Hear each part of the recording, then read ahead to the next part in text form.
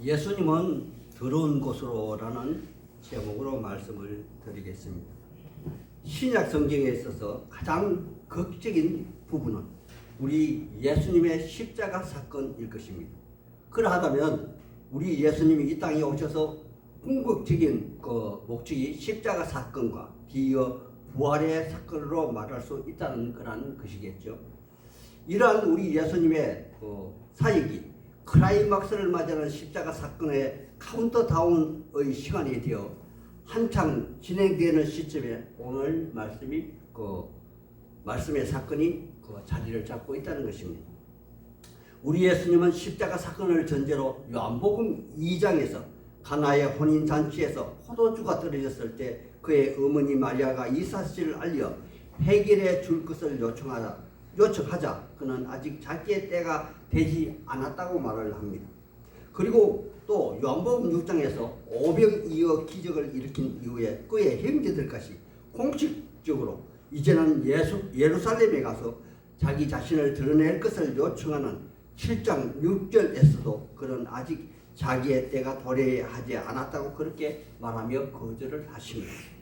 또 8장에서는 음행 중 잡혀온 여인을 통하여 예수를 시험하는 장면 뒤에 땅에 무언가 손가락으로 쓰신 이후에 모든 문제를 해결하시고 자신은 세상의 빛이라 빛이 이 땅에 오면 어둠을 물러간다고 말씀하시며 자기 자신을 빛으로 증명하는 자리에서도 아직 때가 차지 않았다고 그렇게 말씀을 하셨더랬습니다. 하지만 요한복음 12장 23절에서 그렇게 기다렸던 이방인 즉 헬라인 몇 명이 자기를 메시아로 믿고 찾아오는 그러한 모습을 보고 그 옛날 하나님이 아브라함에게 약속한 것이 이행되었으므로 드디어 인자가 영광을 얻을 때가 되었다 이렇게 비로소 말씀을 하셨더랬습니다. 그리고 마침내 제자들과 마지막 성찬 이후 그의 제자 한 명이 대제사장이 보낸 사람들과 군호를 짜서 그를 잡으러 오는 것으로서 바로 십자가 사건의 카운트다운이 시작된 것입니다. 그들은 먼저 그 당시 유대인 중에 가장 실세인 대제사장의 장인 안나스에게로 예수를 잡아 끌고 갑니다. 하지만 그들은 그곳에서 아무런 제명을 정하지 못하고 거짓 증인 두 사람을 세워서 전에 예수님이 저 성전을 헐라 내가 사흘 만에 다시 짓겠노라 하신 말씀을 하나님에 대한 모독죄로 정하여 이번에는 그 해의 대제사장 가야바 집으로 끌고 간 것입니다. 하나님의 사람들이요 그들이 대제사장의 집으로 끌고 갔다는 것은 바로 우리가 익히 잘 알고 있는 것처럼 사내들인 공의의 의회가 이날 저녁에 갑자기 급조되어 회의를 했다는 것을 말하는 것입니다.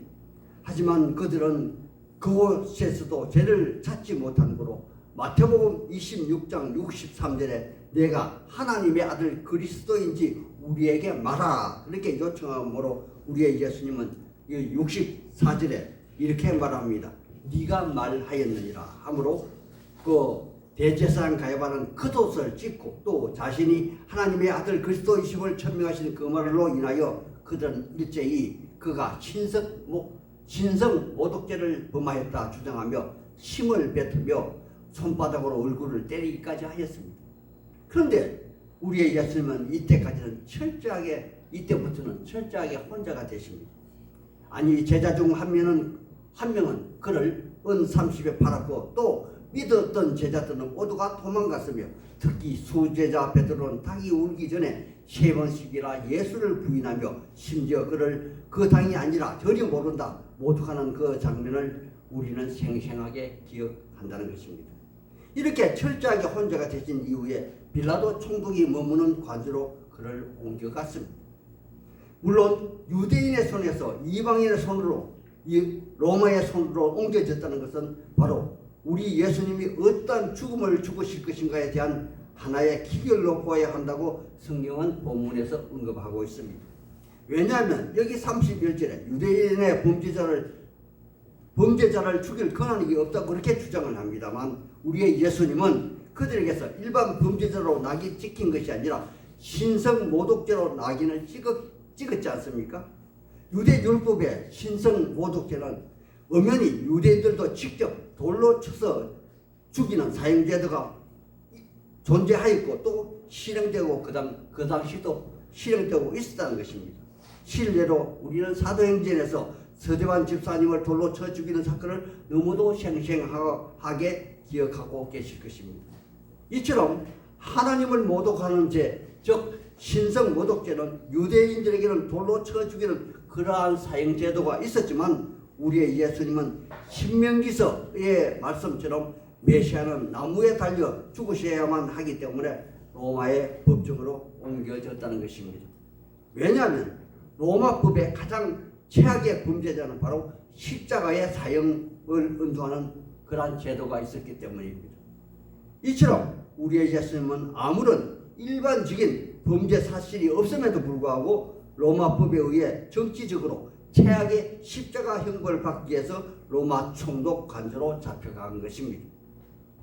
그런데 여기 이상한 점이 하나를 발견할 수 있다는 것입니다.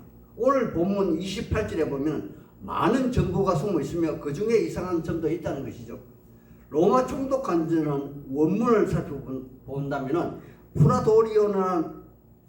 도리오네로 그렇게 표현하고 있습니다. 즉 바닥에 평평한 돌이 쫙 깔린 그런 곳으로서 바로 식민지 로마 법정을 의미하는 그런 곳입니다.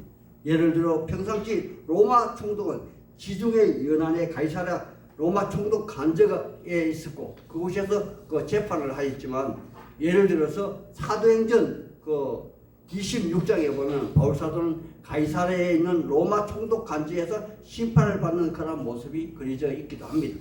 하지만 특별한 시기 오늘 본문의 말씀처럼 피지배자의 최대 명절인 유월절 절기에는 치안을 명분으로 살렘에 있는 로마 총독 관저에서 총독이 재판하는 것이 상례였습니다. 그리고 이날이 유월절 명절을 하여 저녁에 우리의 예수님은 제자들과 함께 잡혀가기 전에 미리 유월절 절기를 지키셨습니다. 참고로 유대인의 하루는 해가 떨어지는 저녁부터 하루가 시작된다는 것이며 여기에서 시간은 새벽이라 합니다. 즉 약 3시부터 새벽 6시까지를 가리키는 것입니다.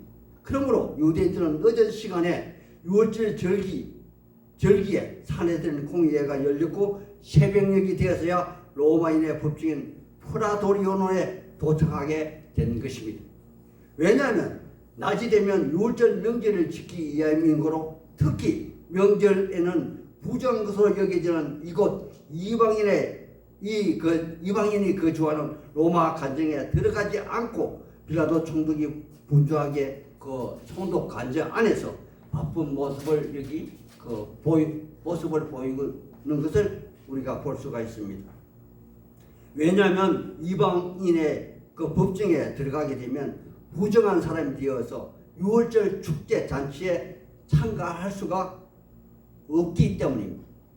그래서 오늘 본문 28절에는 그들이 더럽힘을 받지 않냐고 유월절 잔치에 풍성한 잔치에 1년 중 가장 풍성한 명절에 잔치를 먹기 위하여 로마 관정에 들어가지 아니하였더라 이렇게 성경은 기록하고 있는 것이죠. 따라서 안에서 빌라도가 바삐 움직이며 그를 무슨 연구로 고발하였느냐 물으며 또 너희가 너희 법대로 재판하라 이렇게 반문하고 있는 모습을 보이고 또 예수께 질문하는 그러한 모습도 보이고 있다는 것입니다. 하나님의 사람들이요 우리 본문에 나타나 있지 않는 사실에 대하여 한번 이성적으로 우리 한번 생각해 보고자 합니다. 첫 번째로 사내들인 공회는 밤에는 절대 열리지 않았다는 것입니다. 그들의 관례상 말입니다. 그리고 두 번째 명절인 유월절 절기에는 그들은 절대 사람의 죄를 정하는 그런 재판을 열지 않았다는 것이죠. 그런데도 그들은 명절에 그것도 밤에 공회를 소집하여 급조하여 예수의 죄를 정죄하였던 것입니다. 그리고 세 번째 그들은 타인을 교사하여 명절에 살인죄를 저질렀습니다. 그들이 직접적인 범죄가 아니라 로마 총독 빌라도에게 살인을 교사한 그러한 명백한 불법을 자행하고 있다는 것입니다. 또한 그들의 죄가 엄중한 것은 그들 스스로 단순히 돌로 죽이는 데만 만족하지 아니하고 더 혹독한 고통을 가하여 서서히 피를 말려 죽이는 십자가 형벌을 가는 악독한 방법을 그들은 모색했던 것입니다. 이렇게 그들은 철저하게 처음부터 잘못된 불법 행위를 연이어 행하면서도 또한 그들은 관습을 지킨다 주장하며 이러한 이 행동을 하고 있는 것이죠. 따라서 그들은 통이 트기 전 명절날 새벽에 로마 법정을 찾았으나 그들은 더럽힘을 당하여 명절을 먹지 못하는 그러한 처지에 놓이지 않게 하기 위하여 로마 법정 밖에 있었고, 예수는 들어온 곳 이방인의 법적으로 밀어넣어 십자가 형벌을 받게 하기 위한 그러한 결정을 내린 것입니다. 여기서 더러운 곳이란 바로 총독 관저를 말하는 것으로 그들은 밖에서 이렇게 외쳤을 것입니다. 아론 스타우로손, 즉 죽이라 십자가에 못 박아라, 이렇게 이 관저 밖에서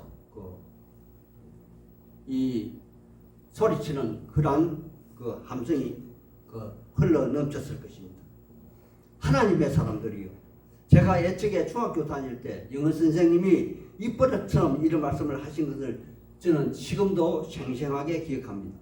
이 세상은 정상이 비정상이 되었고 비정상이 정상이 되어 돌아가는 그러한 세상이라 그렇게 말했던 것입니다. 따라서 오늘 본문의 말씀, 참으로 앞뒤가 맞지 않는 그러한 모순덩어리 본문이란 내용을 우리는 알 수 있다는 것입니다. 하나님의 사람들이요, 그렇다면 오늘날 우리가 살아가는 현 시대는 과연 정상적인 시대인가요? 바로 비정상이 정상이 되어 돌아가는 그러한 시대가 아닙니까? 매일 나오는 정치 뉴스에 보면 정치 뉴스도 그렇고 또 돌아가는 물가 경제가 그렇고, 아니 우리 개인의 직장이나 또 나의 가정은 과연 어떠한가요? 거짓말 잘하는 사람은 교수가 되어 학생들을 가르치고, 정당의 수장은 거짓말하면서 당수가 되었고, 농사 지은 농민은 울상인데 중간 상인은 배부르고, 직장의 상사는 아랫사람을 보호하는 것이 아니라 윗사람 비위나 맞추고, 또 자식들은 부모를 효도한다며 부모님을 양로원에 보내고 집을 팔아서 자기 자식들의 가정 신혼집을 마련해주고, 과연 이런 것들이 무엇이 정상이고 무엇이 비정상이던가요? 아니 교회를 봐도 그렇지 않습니까? 선하게 신실하게 섬기고자 하는 개척교회 성도들은 외면을 당하고, 목사님은 인성보다는 학벌이 있고 또 말 잘하고 필리한 큰 교회를 찾는 그러한 성도들은 오늘날 더 많지 않던가요? 큰 교회 목사님, 장로님, 그리고 권사님은 작은 교회 목사님, 권사님보다 예수님을 더 잘 섬긴다고 우리가 어떻게 판단할 수 있겠습니까? 그들은 오늘 본문처럼 예수님을 더러운 곳으로 보내고 자기 자신들은 온갖 불법을 자행하지만 유월절 식사를 즐기기 위하여 그들의 간섭에 충실한 자들로 그렇게 자평하고 있지는 않은가요? 다시 본문으로 들어가 보겠습니다. 그러하다면 과연 예수님의 십자가 형벌을 받은 제목은 과연 무엇이겠습니까? 여기 본문에서 본문 32절에 이 사람이 행악자가 아니라면 우리가 당신에게 넘기지 아니하였겠나이다, 이렇게 말을 하고 있습니다. 이 말씀으로 비춰보겠습니다. 정복 민 이스라엘이 정복자 로마에 있어서 가장 큰 행악은 과연 무엇이겠습니까? 고발자, 그들은 당대의 실사인 안나스의 집에서도, 그리고 산에 들린 공회가 열린 가야와 집에서도 실정적인 법으로 죄를 정하지는 못하고, 다만 두 사람의 정인을 앞세워 신성 모독죄를 덮어 씌운 것이 다입니다. 하지만 이것은 유대 법에 접촉은 되지만 로마 법에 접촉되는 그러한 죄는 아니었습니다. 그러나 당대의 실세는 없는 법도 만들어 죄인을 만드는 그러한 바로 로마 총독 빌라도는 그의 죄를 스스로 정하여 심판하게 됩니다. 33절입니다. 이에 빌라도가 다시 관중에 들어가 예수를 불러 이르되 네가 유대인의 왕이냐 이렇게 질문을 합니다. 바로 이 질문의 요지는 그를 유대 민족의 왕으로 묘사하여 로마 황제를 부정하는 반역죄인이요 또 폭동을 일으켜 로마에 저항코자 하는 반역자의 우두머리로 그렇게 몰고 있는 그러한 뉘앙스를 가진 그러한 물음입니다. 하지만 우리의 예수님은 뒤이어 충분한 설명을 하지만 이미 때는 늦었습니다. 그는 이미 유대인의 그 사회적 안정을 위해서 또한 자기 자신의 편안한 삶을 위해서 예수에게 십자가 형벌을 감행하고자 마음 먹었기 때문입니다. 이것이 오늘 본문의 팩트입니다.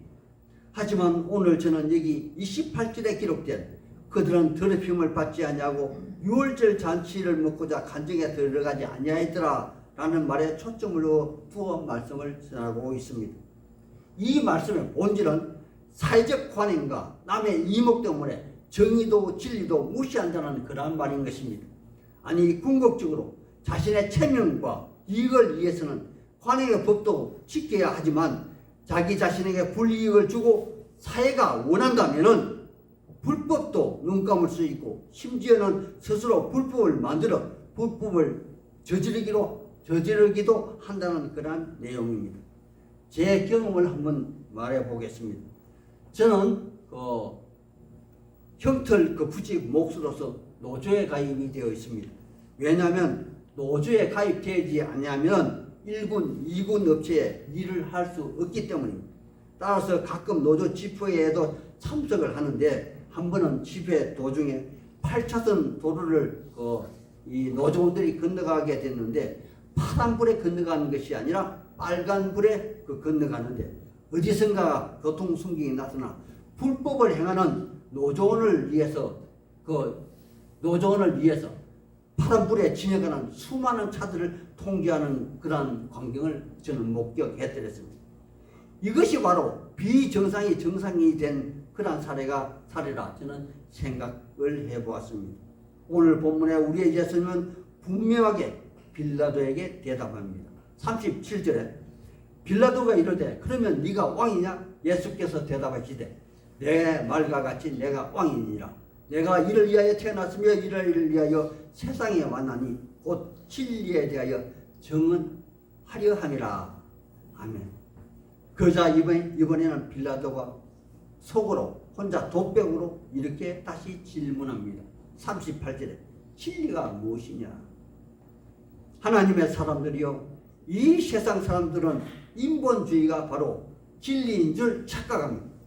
하지만 인본주의는 그때의 상황과 형편 또 사람들의 관심에 따라 변하는 거로 절대 진리가 될 수 없다는 것입니다.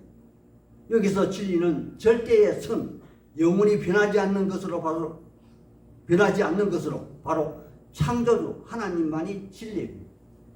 그러므로 예수 안에 있지 않으면 하나님의 아들과 함께 하지 않으면 절대 영원히 진리를 알지 못한다는 것입니다. 오직 예수 안에서만 절대 진리를 발견할 수 있다는 것이죠. 사람이 자기의 욕심에 따라 사회에 흔들리는 물길에 따라 부하내동하는 그러한 관점이라면 자기의 편리와 이익을 위해 진리를 구석으로 말아놓고 아니 더러운 곳으로 처박아 놓고 본인은 악독한 불법을 스스로 자행하면서도 옳다, 선하다 그렇게 여길 것이 아니겠습니까? 바로 우리가 그리스도인이라 칭하면서 호주 예수님을 더러운 곳, 험악한 곳으로 물어넣고 자기 자신은 영광을 취하면서 그리스도인이라 선한 모습을 나타내 보이는 것은 아닌가요? 바로 이 모습이 저의 모습이기도 합니다. 실상은 말씀을 맺겠습니다. 이제라도 늦지 않았습니다. 예수 안에서 진리 안에서 평안을 누리십시오. 성경 안에서 내 안에 있는 성령 안에서 진리를 찾기를 원합니다. 아멘. 우리의 삶 속에서 내 생각 안에서 예수 이름을 더 높이기를 원합니다. 아멘. 바로 신실한 신자 되시기를 우리 주 예수님 이름으로 소망하고 축복하는 바입니다. 아멘.